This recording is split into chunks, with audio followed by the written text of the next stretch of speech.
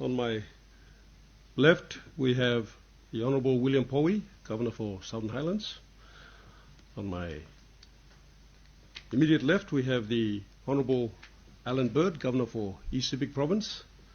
On my right, we have Sir Peter Ipatas, Governor for Enga, and Honourable Rufina Peter, Governor for Central Province, and Member for Wawaria, Honourable Marsh Narawak, who are members of this committee.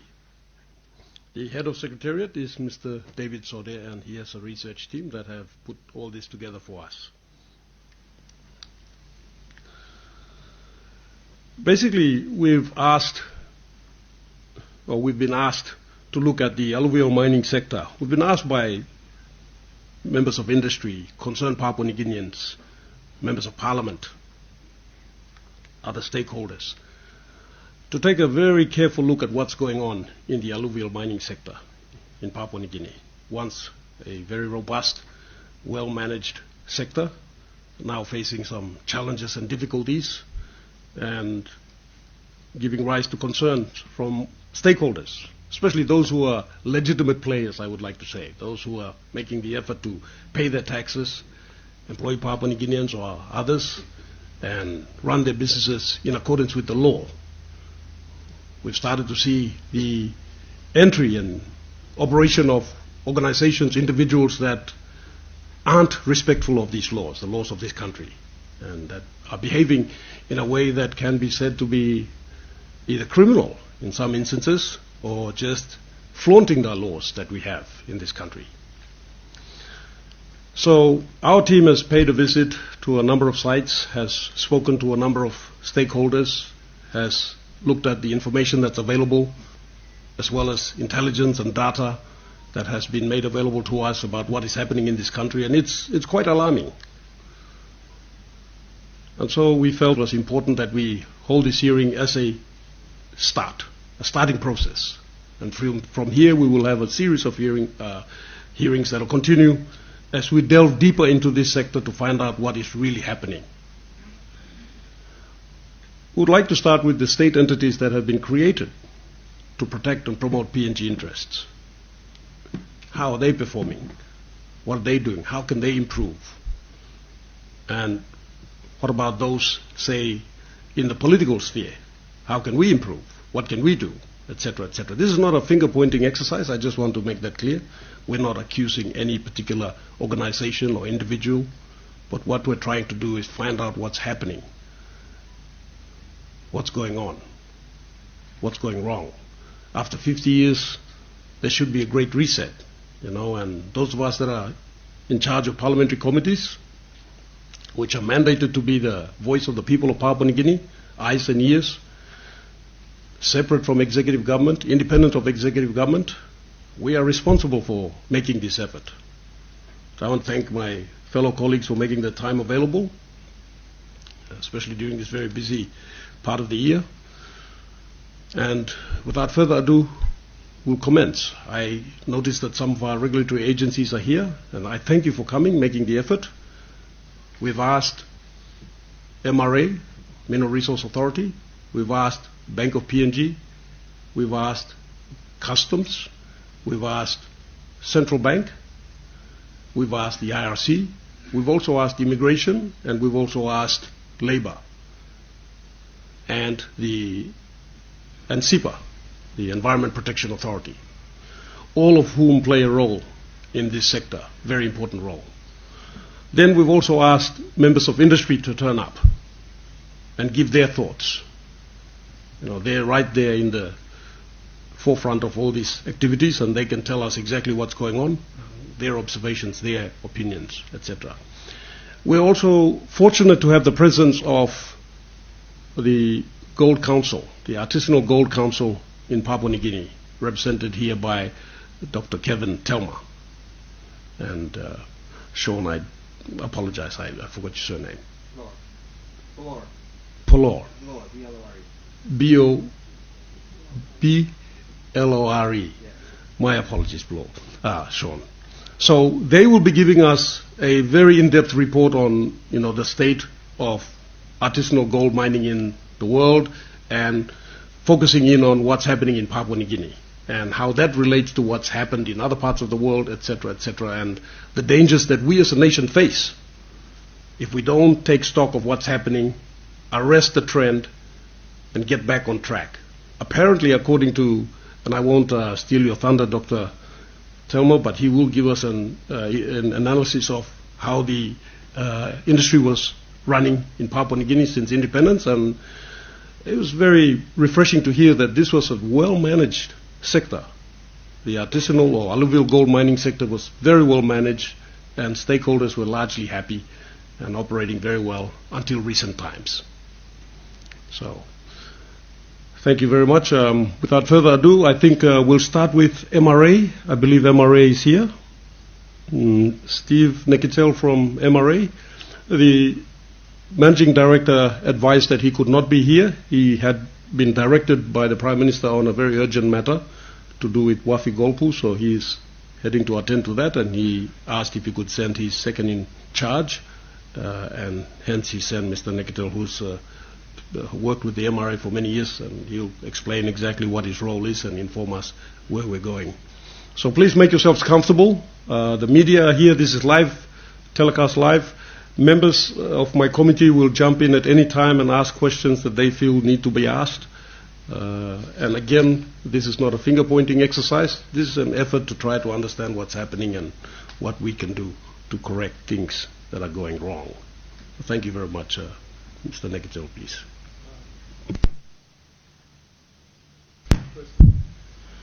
Thank you very much, Chairman, Honorable Gary Juffa. My name is Stan Nekitel. I've been registrar for the Mineral Resource Authority since its establishment, and prior to that as well in the Department of Mining. I've been working for the department for almost 30 years. Apologies from the MD, is not able to be here because he's attended to another related meeting relating to Wafi Golpu, so with the PM, so he's not able to be here. I'm sitting in on MRA's behalf. Now, the alluvial sector is a very critical sector. It's a big sector in the country, especially it involves majority of our grassroots people, villages. So, in the last 15 years, in the peak of alluvial production, it produces about 120,000 ounces of gold, and also at its peak, it generates about 650 million kina at its peak. But that has dwindled. It's gone down to, in 2023, so the lowest. It generated 40,000 ounces of gold, which bring in about 120 million kina. So that's the lowest that we have gone down in 2023. There's a lot of factors that can be considered that has brought this brought the price and brought production down. Mr. Nekitel, can I interrupt? Could you just give me those figures again, please? Okay, at its peak in 2020, it produces 120 ounces of gold, which brings in 650 million kina in revenue.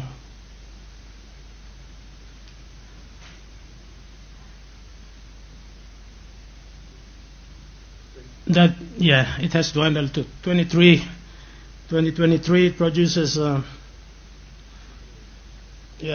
40,000 ounces of gold. That brings in up to 150 million kina.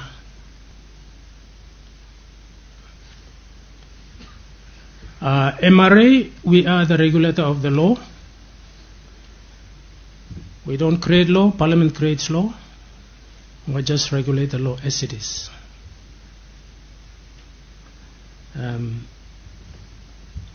The law that we are mandated under the MRA Act 2018, as amended, enables us to regulate the Mining Act 1992. Now, aspects of regulating the alluvial sector are all captured in that law, Mining Act 1992. We still regulate the Mining Act 1992. As you all know, the revised act is a bill now that's, I think, before Parliament. Only if the department was here, they should be able to update us on the progress. But currently, the formalized permits, or permits that are issued, there are two types of permits that are issued for alluvial gold mining. One is AML, alluvial mining lease, and the other is ML for alluvial mining purposes. AML are restricted under the law to landowners only. You have to be a landowner, or you have to be a clan landowner to be eligible to apply for and obtain a alluvial mining lease. For mining lease, you don't necessarily have to be the landowner. You can be a national applying for any land in Papua New Guinea to do alluvial mining lease. You can also do it in a joint venture arrangement with foreign investors. So if you're engaging with foreign investors, it has to be in the ratio of ownership of the lease, in the ratio 51% in favor of a national and 49% in favor of a foreign investor. So that's the law which we regulate. Anyway, we have a lot of challenges in the sector. We have identified 8 major challenges that we are faced with. I will name them and also discuss what initiative that we have tried to commence to try to arrest the challenges that are faced in the sector.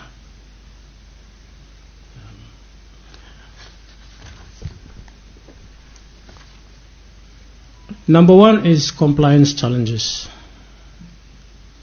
Compliance with the law. We understand that a lot of our people are illiterate, but they're engaged in the sector. Reading and understanding the law is a challenge, very big challenge. How it applies to them, how it regulates, how we regulate them in that space. It's a challenge. You're required to report every month on production. Now for AML holders, you don't need to report every month, but you keep record of your production. You keep record of your production, and at the end of the year, you submit a complete written report with the statistics of your production, including value, meaning that we also ask for receipts to see how you're selling your gold and stuff like that, either to gold buyers or to whichever ways means. Yeah. Just to clarify, Mr. Nekitel, the level of mechanized mining and the level of investment in mechanized mining in the past 5 years has actually been considerable, more than any time in the past in the alluvial mining sector. Now, this significant investment in mechanized mining has somehow not translated into higher production. And hence, I think that's what the chairman was alluding to. Do you have any mechanism to audit all of these mechanized mining operations? Is there any mechanism that's currently in place? For example, how reliable is the information that we receive from these mining operators that are working in partnership with our landowners? If they are investing significantly, and we know the investment is still increasing, and the information tells us that production is going down, it's not increasing in line with the level of investment, then obviously logic suggests that there's something not right.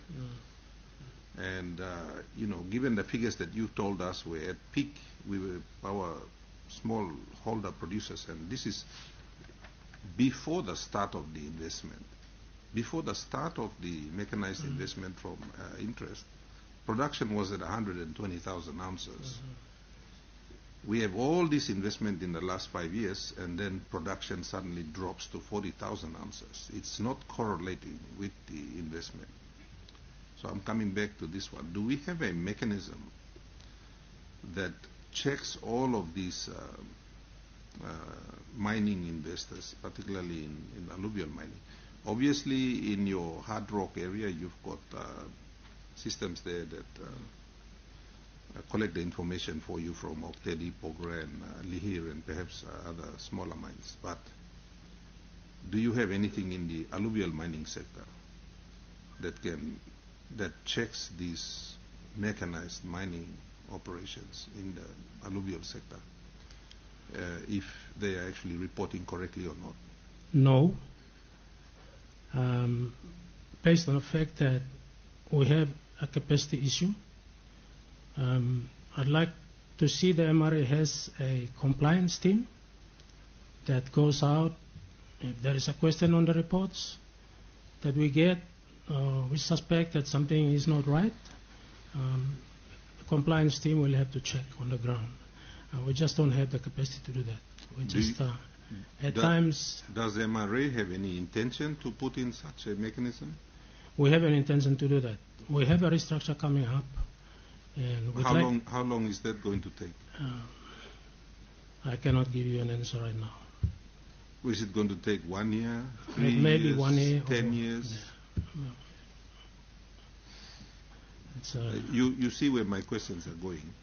We are going to miss this opportunity, and already we've lost 5 years or so, where it's quite evident that something is not right in the sector, and we are getting lots of complaints from our own people who say that they are victims in these arrangements.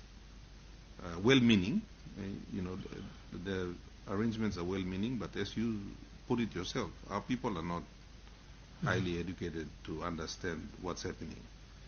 But we are educated enough to understand that the level of production should follow the level of investment. In this case, it's going in the opposite direction. So we know something is wrong.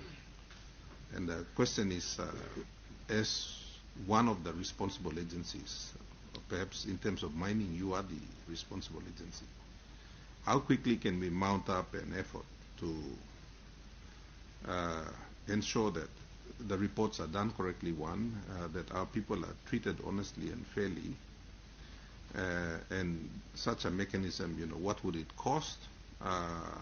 Because at the end of the day, yourself as the agency responsible for mining, if you have a capacity issue, this speaks to the mandate of this committee. This committee is a public sector reform committee, and this committee recognizes that there is a huge gap in the capacity to police the alluvial mining sector, and hence these inquiries have been put together to respond to the very serious concerns of our people.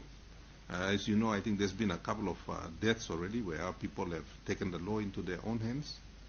They're dissatisfied with the services provided by their government in ensuring that their interests are protected.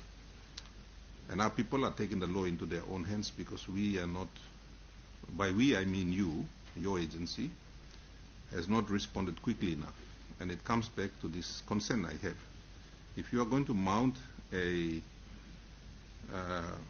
intervention to resolve these very serious concerns that our people have, but not just our people. For me, speaking on behalf of the state, if the state owns this gold, as the law says, then someone is cheating us out of what the state is rightfully entitled to under law. So again, my serious concern about the speed at which I think you should be moving as the regulatory authority.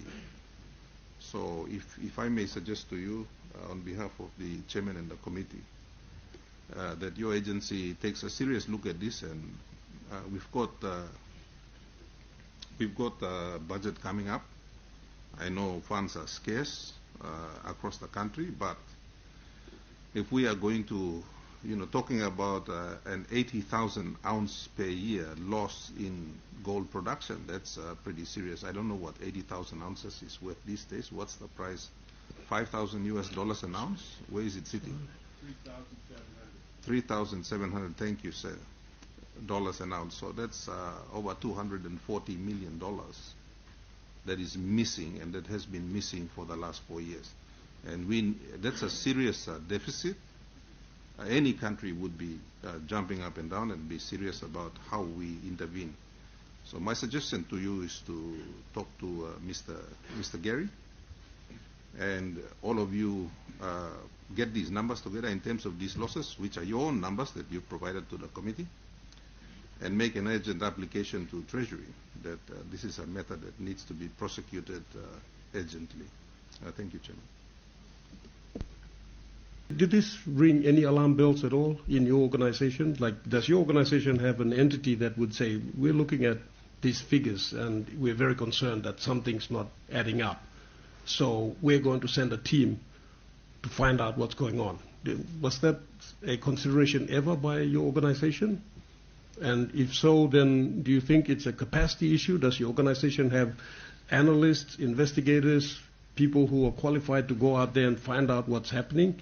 With, what's happening in the world is that the gold price is shooting and continuously, breaking records. And production is evident. Everywhere you care to look, wherever there's alluvial gold activities, there is, every man and his dog is out there panning away somewhere.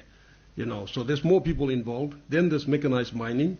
Then we have very credible intelligence. You can see it. You don't, need to just hear about it. If you take a trip to, say, Bulola Wow, for instance, or anywhere where there's alluvial mining, you can see foreign entities involved. So this tells us that there is a huge flurry of activity, but as you yourself have pointed out, production has dropped, and as Governor Bird has stated. So just very quickly, Mr. Negro, does your organization have within itself a capacity to analyze this information and react? And if not, then why not? Is it a funding issue? What are your thoughts? I'd just like your thoughts on that.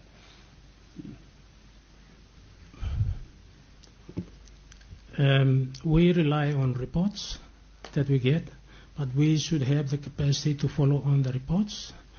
If we know that something is not right and report does not correlate or equate to what actually activity on the ground in that, it's our duty to go and check to make sure that people are reporting honestly and correctly. We regulate from permitting to production, post-production commercialization of valuable minerals is the responsibility of the bank, central bank. So we assist in providing stats on the production, but when it comes to permitting exports, the bank takes over that responsibility. So we do collaborate with the bank to try and check gold, authorized gold exporters to make sure that, what they produce for export, they do not conceal things in their exports. All of that. I think it really has to do with our borders and its tightening. To check properly, there's a lot of compromising, I would say, that allows these materials to get through our borders. So, again, as I say, exporting, commercialization is the responsibility of the bank. We don't permit that. We just assist to make sure that, activities leading up to that are done properly according to our law. Mr. Nekitel, sorry for interrupting. Does your organization have enforcement capabilities, say, to carry out an investigation and prosecute? So, for instance, we've got organizations that are lodging these reports. Now, it's common knowledge that a lot of organizations are not giving you the right information or, factual information, because it's also common knowledge that there's a lot of illegal exports taking place, smuggling, if you will. In fact, I think just not too long ago, customs intercepted a significant volume of gold that was about to be smuggled out. And I want to put on note here that we have MRA Central Bank as well as customs here. The other organizations that we asked to turn up that have not turned up are the Labor Department, Migration, and the Environment Protection Authority. So we will be sending notices, but since this is a public hearing, I want to mention this so that the people of our country know that these organizations, for whatever reason, have not bothered to turn up. They are also very important players in this industry. So, Mr. Nekitel, we're going to have a conversation and continue.